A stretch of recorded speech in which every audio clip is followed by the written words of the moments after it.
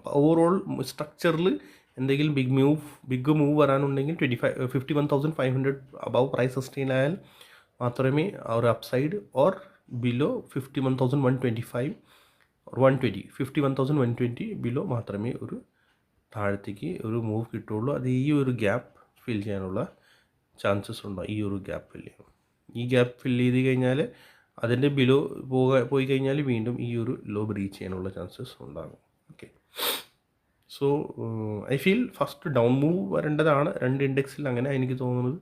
Down move വന്ന് കഴിഞ്ഞിട്ടാണ് ബാക്കി കുറച്ചുകൂടി പ്രൈസിൽ സ്ട്രെങ്ത് കാണുകയുള്ളൂ. അല്ലെങ്കിൽ ഈ സ്ട്രെങ്ത് ഇപ്പോൾ കാണുന്നില്ല. പ്രൈസിൽ ഒന്നും നോക്കുകയാണെങ്കിൽ ഇല്ല, സ്ട്രെങ്ത് അങ്ങനെ കാണുന്നില്ല. ബാക്കി എന്തെങ്കിലും ന്യൂസ് ബേസ്ഡ് എന്തെങ്കിലും കാരണം ഫൈസിൻ്റെ പൊസിഷൻസ് വളരെ കുറവായിരിക്കും ഈ വീക്ക്. എന്ന് വെച്ചാൽ നമ്മുടെ ക്രിസ്മസ് ആണ്. സോ അവിടെ US ഒക്കെ ഫുള്ള് ക്ലോസ്ഡ് ആയിരിക്കും. അവിടെ എത്ര